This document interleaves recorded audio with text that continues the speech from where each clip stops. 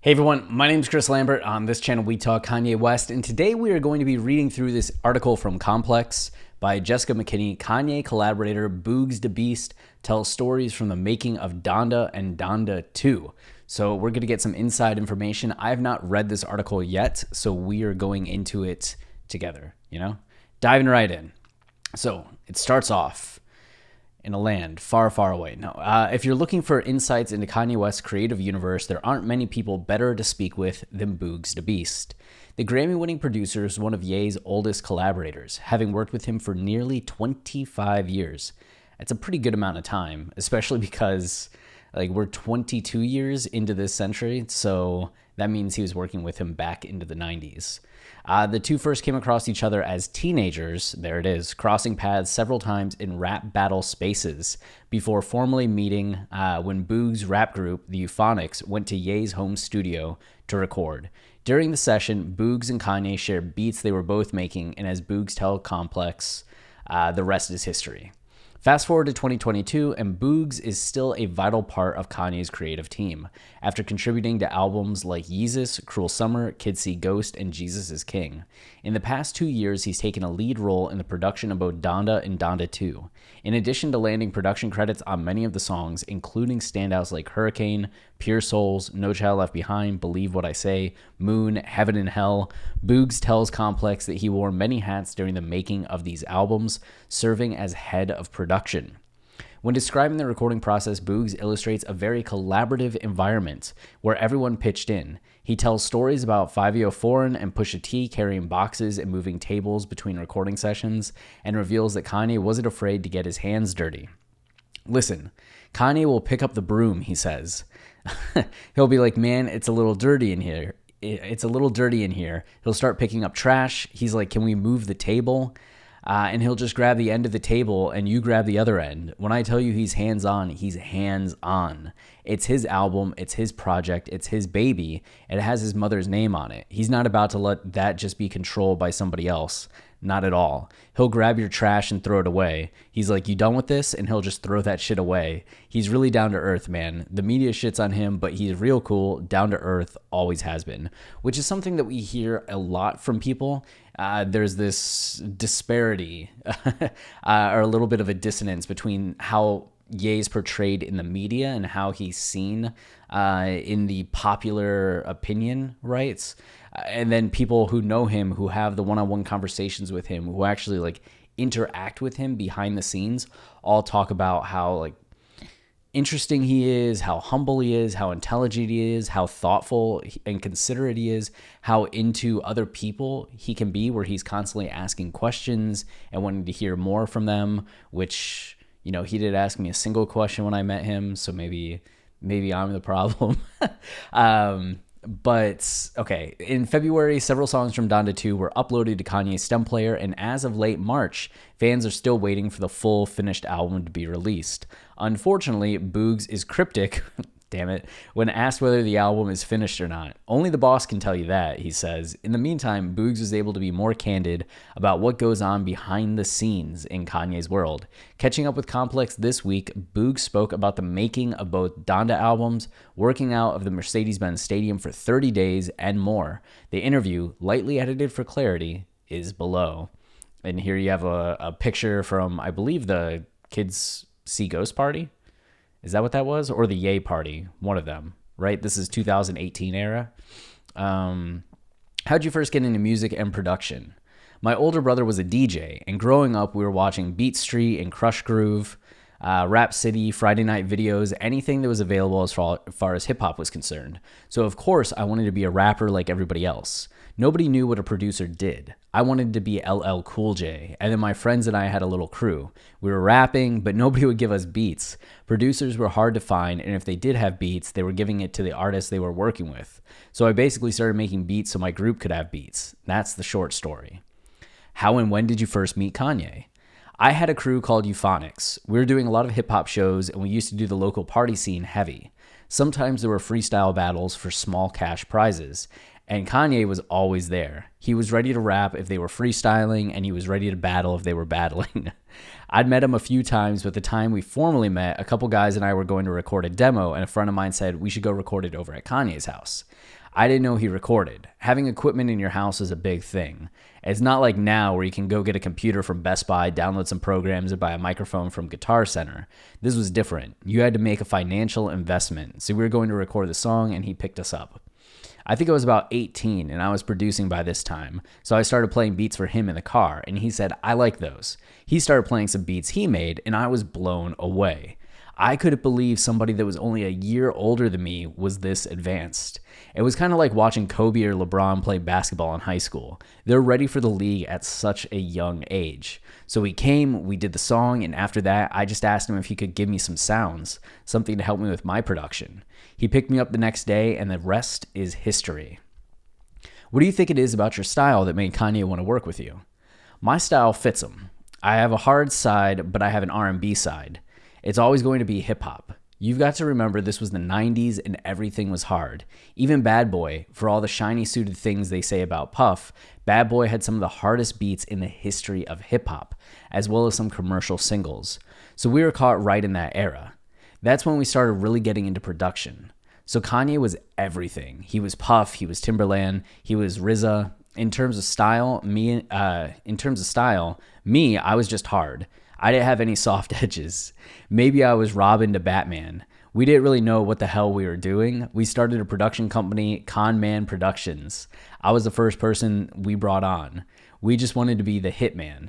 We just wanted to be like Bad Boys. We wanted to be like Rockefeller. How has your approach to creating music changed over the years? It's funny because I would say it hasn't. I wouldn't say my process changed. I've been doing the same thing this whole time. Timing is everything. Sometimes your sound may be advanced, and I'm not saying that egotistically. Sometimes the industry or the public, they're just not ready for it yet. And then everything goes in a cycle. We got back to sampling 90s records. Well, that's our era. We call them the flips. When the flips came back, I jumped right in. That's how you start getting Dave East with the Jodeci sample, Teyana with the Mace samples. Even though we still have trap and drill happening at the same time, there's more of the 90s sound being brought back. It's not uncommon to hear a flip on someone's album right now. So I was still making beats. I'm still here. Now you're going through my high school years. You're not going to leave me out. It's my shit. You're copying us now. You know what I mean? After working on Jesus is King, it's been reported that you brought 166 new beats to Wyoming for Donda. Can you talk about that? Let me just say this. We never stop working. So we already had the theme for Jesus is King, which is gospel. But at the same time, while I'm not working on Jesus is King, what am I doing? I'm still creating. I'm still working on new records. So about a month after Jesus is King had been released, he called me to Wyoming. He was like, man, we're going back in. We're about to do a new album. Let's keep this going. What you got? So I came to Wyoming and I had like 166 beats. Let me clarify, not full beats. Let me say 166 ideas.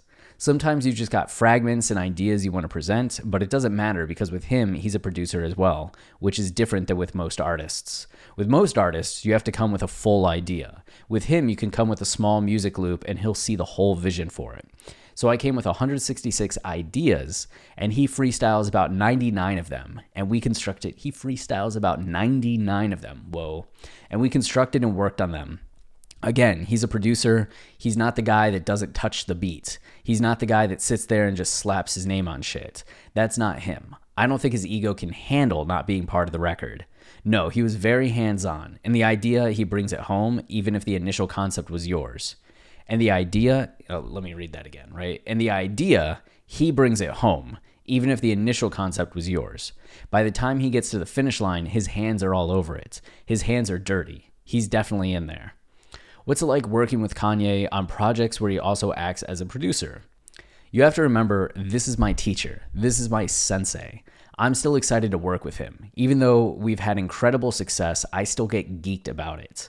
I want to see what his take on it is. What is his idea? I know what I've done, and I know where I would like to take it, but then you see where he's taking it, and you're like, oh man, I didn't even think of that. So now that we're going in this direction, along with the direction I presented, it's almost like a new beat all over again. You have a hit you may have hit a roadblock with the beat, or you may have taken it as far as you can take it. And there's another producer to say, oh, what about this? What if we try this? And now your whole spark of energy is back and you're ready. It's fun working with a producer and an artist. We're working on the music, but he's also freestyling or scatting ideas for the song at the same time. It's a process like nobody's ever worked. And if you talk to anybody that's worked around him, they're going to tell you the same thing. They're going to say, I've never worked in an album like this way.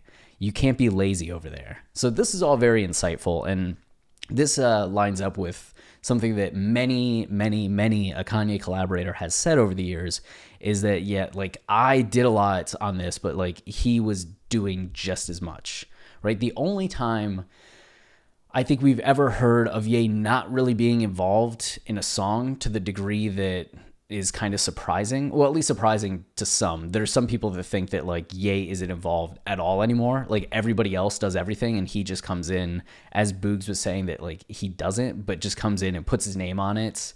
But other people did all the work. The only time I've heard of that is Violent Crimes, where Ye and Partisan Fontaine had like a 4-hour discussion. I believe that's what Partisan said. It was like 4 hours talking about what Ye wanted with the song and all of that. And Partisan wrote this, and that Ye used all of it. He maybe only changed 2 lines, I think, or added 2 lines, which I forget what the movie that's referenced in Violent Crimes. We were pretty sure it was like the movie lines. And that's the one song that it's like, oh, he didn't feel as involved with that you might have thought, which was funny at the time because everybody thinks of Violent Crimes as a song about North, but North's never named on the song. It's just like a general song about fathers and daughters.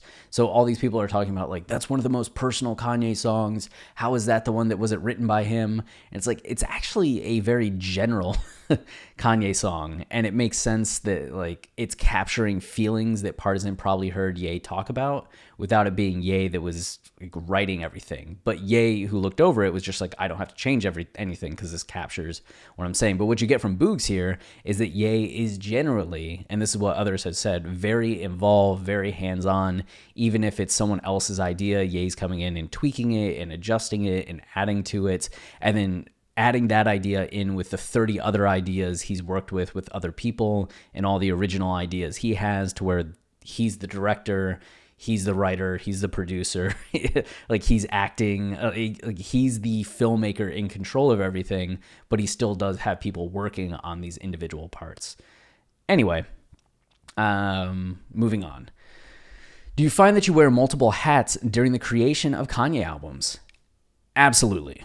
I did a little of everything. As far as production, I was one of the lead producers. Also, I was the production manager. I was head of production, meaning as far as scheduling, making sure that the artist had the right equipment.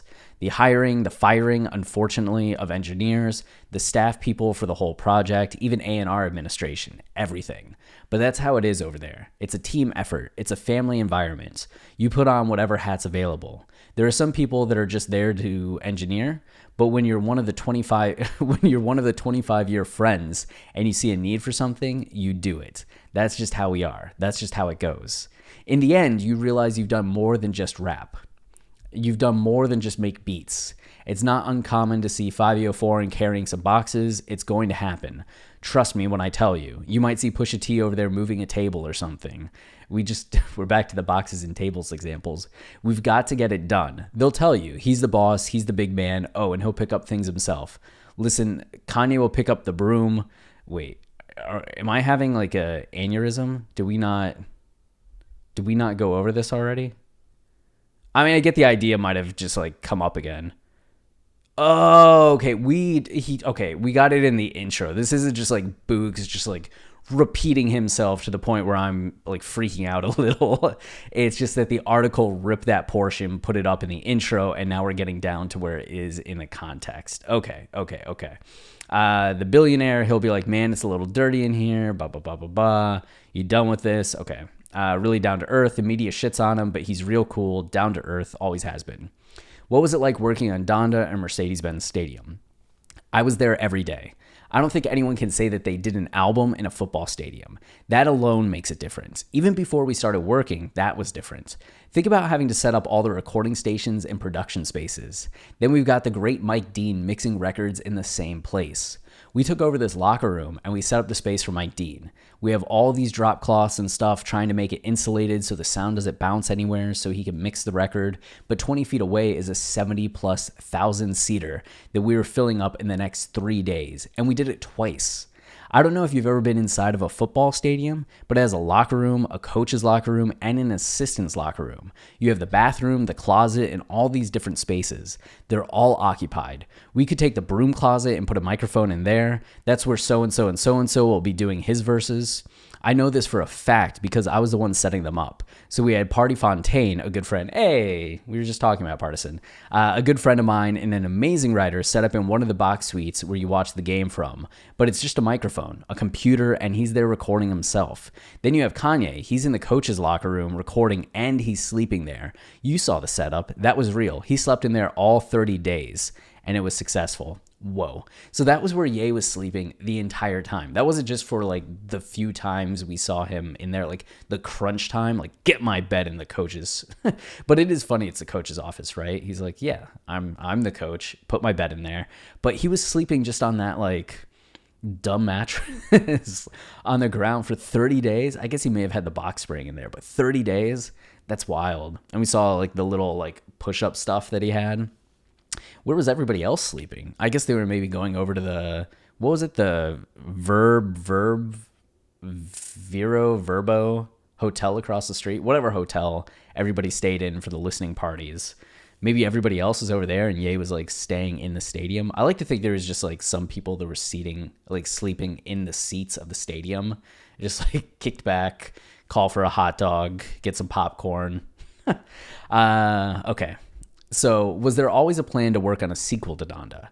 I can't say yes because I don't recall it. What a good, like, you check that with his lawyer, right? I don't recall. All I know is we're always working, so I knew something would come after Donda. I can't say that it was Donda 2. I just knew something else would come. And you think about it, it can be years between Kanye albums coming out, but they are always working on something. After Yeezus came out, it was just a few months later that Ye announced that there was going to be a new album, and they're working on the new album already. It took until February of 2016, so we're talking almost 3 years for that to come about, but they were already working on it in 2013, heading into 2014 and 2015. It's not like he was just taking a break and enjoying being a dad. They were working, and then even after The Life of Pablo came out, he announced TurboGrafx 16, and they were working on that. It turned out they were working on Kids See Ghost in 2017, right, when Ye was completely out of the spotlight, not on social media, not really being photographed by the press. He was still working on projects and albums that were going to come out. Like he was, I forget what, it was TurboGrafx 16, and it started morphing until we got Love Everyone, Love Everybody. I always forget what the name was going to be. And then you had all this work that was being done that got boiled down to just the 7-song album, Ye, which of course Kids See Ghost happening too. So you ended up getting like 14 songs total between two albums, but that's still like a period of 2013 to 2018 that he was just working on music the entire time. And then you go from Ye and Kids See Ghost right into Yandhi, and Yandhi was still being worked on into January, February, and then it starts shifting into Jesus is King. And he's working on Jesus is King from like March to October when it finally comes out, and then it's done, and then we start hearing that like God's Country was like happening in March, right? People were talking in what was it? No, it wasn't March of 2020, was it? Yeah? Was it that early? Like March, April, May, June, somewhere in there, the God's Country is coming. We get Wash Us in the Blood. It feels like we're heading into a rollout. So like they're constantly working on music. It just never stops. Since The College Dropout came out, Ye is constantly working on a new album the entire time. If you're a Kanye fan and don't know this, just go back and start looking into the gap years or the years after an album drops. They're working on something. There have been so many albums announced with names that just never have seen the light of day because they keep morphing and evolving or getting dropped completely, but constantly working. Okay. What are the challenges with continuously working on projects? I don't stop. You hear people saying, music is my life. Well, it actually is for me. It's enjoyable. It's my entertainment. It's my job. It's also my duty. So in that regard, I feel there's a responsibility there. I want to do it. I have to do it, and I enjoy doing it. So there's not really too many things that can pull me away from it. And it's ever changing. It's ever challenging. It doesn't exist prior to you creating it. The beat that I'm going to make today, no one's ever heard it. I haven't heard it. So to think that every day you get to create something and bring something into the universe that's never been here, that's a pretty interesting power. Why would you want to do anything else? What is your favorite memory from working on both Donda albums? The whole stadium setup. We were a family up in there. Even people that you didn't necessarily know too much beforehand, like a producer, a writer, even some of the staff members. Remember when Denzel Washington's character in Remember the Titans took them away to that camp? They didn't know each other or hated each other, but after they came back, they were like brothers. The rest of the world looked crazy, but to them, they were like, no, we're brothers. That's kind of how it was when it was over. I'm telling you, when we got in his pocket and when we found our stride, it was over. Everybody in there was like a family at the end. We'd even leave. You got your haircut there. Like I said, Fivio's doing his verse. He'll go get his lineup and he'll come back and keep recording. Kanye will go in there, get his haircuts. Shout out to Chef Willie. Yeah, Chef Willie, we covered a lot as he was sharing a lot around the stadium time and even in the aftermath of LP2 when we had that month-long break and he was in Los Angeles and kind of giving some insights into what was going on. Shout out to Chef Willie for keeping the food going because we didn't have to leave to eat. We had Chef Willie there 3 meals a day, so there was no reason for you to leave at all. Now, everybody did stay in the bunker every night except Kanye, but there was a hotel like a block away. Okay, so that's the Reverb. It was the Reverb Hotel. I know there was a V in there, right? That's the hotel that he's talking about, like a block away. Yeah, okay. And we were all there. So, okay. I called that. So trust me, we were there. It's not a joke. It's not a lie. We were in there for 30 days and we had meetings every morning at 10 o'clock. I think I worked from 10 a.m. to 4 or 5 a.m. every day. Okay. Donda is up for several awards at the Grammys. What was your reaction to the news? It still doesn't register, and it's so surreal but a blessing. I'm appreciative of all my blessings. I thank God always. As far as this being nominated for Album of the Year, I mean, going back to some of the things we were just speaking about, we worked our ass off on this album. If you go back and listen to the first listening party, and when you listen to the second one, that's a different album. So imagine having the album about 85% or 90% done, but then after listening to the crowds and getting feedback, he's like, oh, we got to tighten this up. And tighten up might mean just a little screw here and there, but others might mean a complete breakdown of the song construction. He wore orange in the first one. He wore black ever since. Nobody pays attention to that. We changed it. We took out some of the super happiness. We put in a little darker chords, more orchestral sounds, and brass instruments and organs in there. We switched it up. That's what the listening parties were for. But remember, we're hosting these people at the same time. I really want you to understand, we're hosting 70,000 people at the same place where we're creating the music. That's pretty weird. That's like having a party in the backyard and working upstairs. This is going on at the same time. And then we're in Atlanta, so there's all these celebrities coming by. You might trip out, crack some jokes with some people, and then you've got to get back to work. We had a goal to reach. In the midst of all the headlines, the Drakes, this and that, this is going on. We've got to stay focused. We've got to work. We had producers held up in the restaurants. We had writers. I'm talking about people that are stars now, like Baby Keem. Baby Keem was making beats and writing at the dining room table. You've never seen anything like this. 2 Chainz worked with a lot of songs on the album. This is a rich guy, a very good friend, but 2 Chainz is right there on the locker room bench, writing his verse, recording on a microphone that's set up on a lunchroom table. No luxury, like Gilligan's Island, and we're all in uniform. We got on black Yeezys, black pants, black t-shirt, black hat, black hoodie if you're cold, with women too. Oh, everyone. Is Donda 2 finished? Just sneak that in there. Only a boss can tell you that. Did you catch Netflix's Genius documentary? Watch it? I'm in it. What is one memory that sticks out the most from the time that was captured in the doc? One of them, good question, Jessica. One of them that sticks out very, very far is the chaining day. Chaining day was the shit. He didn't know he was getting that chain. We were up there. Jay was in town. I think it was like August of 2002. That was like 20 years ago. The album didn't come out until 2004, so that had to be '02. Kanye was like, yo, we're going to be up there. So we went up there and it was cool. The whole rock was there drinking. I'm too poor to know how to say that. Armadale? Is that it? Is it as easy as that? Armadale? There's no funny, or like Armadale. It's not something. Okay. We got to stand backstage. The next thing we know, we gravitate to the stage. We're all standing in the back. Then Jay and Dame, they do the whole Kanye. You want to tell him something? If you notice, Dame was taking off the chain as Kanye was saying, I'm the newest member. He didn't know Dame was going to give him that chain. He was like, holy shit, Jay gave me that chain. We felt like it was our chain. We all put it on once over the years. Everybody had that chain on before. Trust me. That was crazy. I remember it was so crazy getting out of there. He jumped in my car and I had to drive him over to his car. I'll never forget that night because if I'm correct, I think that's the first night he met Pharrell. If you go to the genius part in the scene, he met Pharrell in the hallway. I was standing behind him. I had a red cup in my hand. Yeah, that's our guy. That's the boss. That's our leader. I know that sounds very weird, but we look at it that way. I think it sounds cool. I think it sounds cool too. What else are you working on that you can tell us about right now? Latto is coming out Friday. I got one on there. I really like that record. Oh, Pusha T and more Kanye. Oh, I can't say the rest. Vori, yeah, a lot of artists. What happened to Vori's album? I thought it was coming out like weeks ago, months ago. Things have been pitched. Things have been recorded. I'm interested in everything. I'm not one of the elitist producers. I want to be a part of the new signees. Send them over here. They're the future as well. So I like to catch the new people when they're coming. I don't care if they just signed at Atlantic yesterday. Send them to me. That's cool. That's good energy.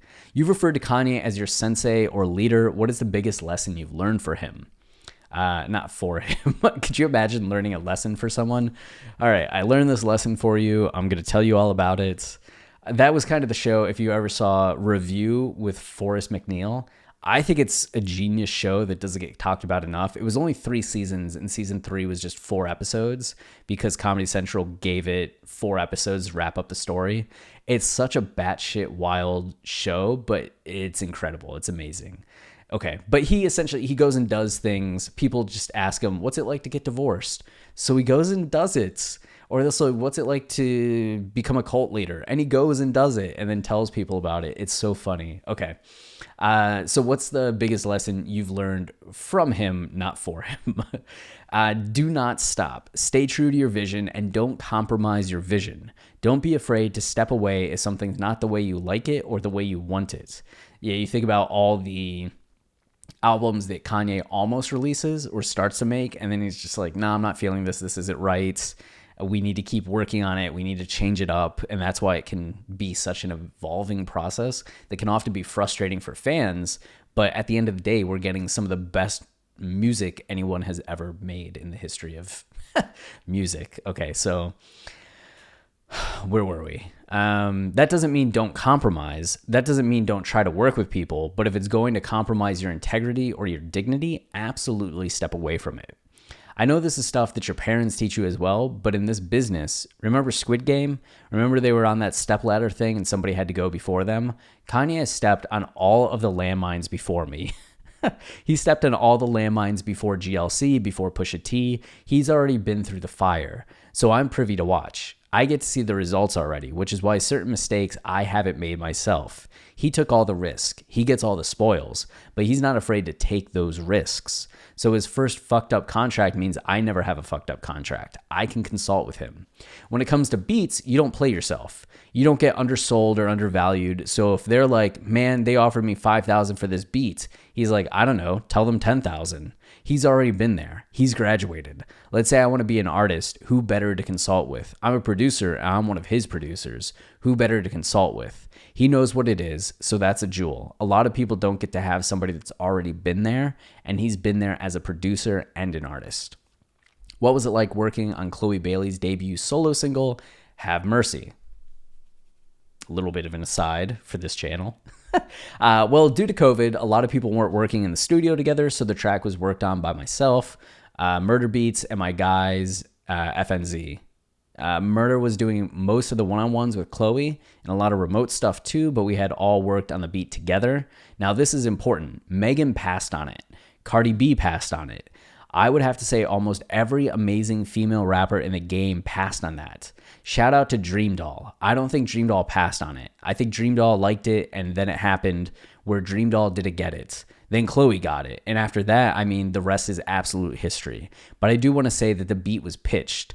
Not that exact beat that Chloe got, but the Have Mercy sample was pitched to numerous people. Shout out to Chloe and shout out to Parkwood Entertainment because they heard it and it's what it is now. It's a classic in my book. I don't think no one's ever going to forget that record. It's definitely one of those, you know how old people say, y'all don't know nothing about that? That's what we're going to be saying. I'm very pleased with that record. What was your favorite memory from working on Pusha T's Hear Me Clearly? That was a beat that I made in basketball shorts and a t-shirt at 3 o'clock in the morning. Yo, I am also wearing a t-shirt and basketball shorts, and it is not 3 o'clock in the morning, but it is 11:50 p.m. And I sent it to Pusha. I don't even know when. It was the next day or a week later, and he was like, yo, this is crazy. I'm messing with this one. Hold this one for me. Then some time went by, a few months, then finally sent me a verse, the first verse. I heard the first verse, and I was like, come on, man. It's like watching Steph Curry shoot the three-pointer and shit.